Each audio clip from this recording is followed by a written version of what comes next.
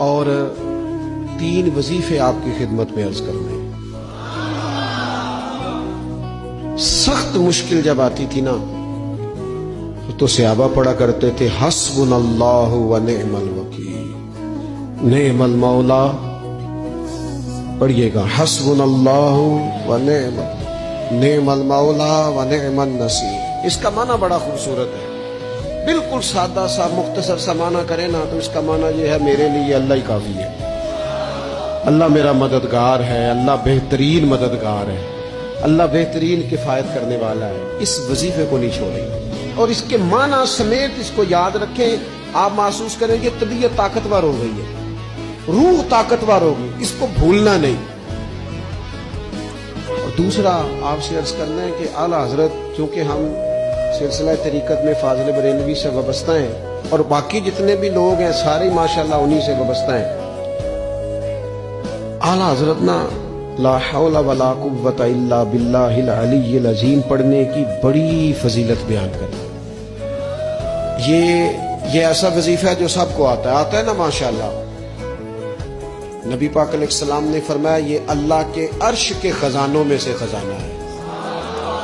اعلیٰ حضرت فرماتے ہیں 99 دفعہ پڑھو لا حول ولا قوت الا باللہ العلی العظیم، فرمایا اللہ تعالیٰ تمہیں 99 بیماریوں سے شفا دے گا، اور اس میں سب سے چھوٹی بیماری ٹینشن کی بیماری ہے، سب سے چھوٹی بیماری غم کی بیماری ہے، چھوٹی، باقی بڑی بڑی ہوں گی۔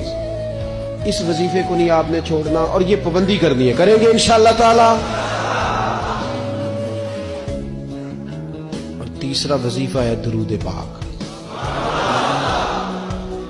یہ بندہ درود پاک پڑھتا ہے تو پتہ ہوتا کیا ہے، 1 بار پڑھو تو 10 رحمتیں، 2 بار پڑھو تو 3 بار پڑھو تو 4 دفعہ پڑھو تو پھر تو چاروں جانب رحمت ہی رحمت ہو جاتی ہے۔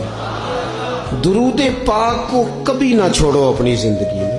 آج آپ اپنے آپ سے عہد کریں کوئی رات ایسی نہ گزرے کہ درود پاک پڑھے بغیر ہمیں نیند آ جائے، یہ ذہن بنا۔ یہ 2 وظیفے اور تیسرا درود پاک۔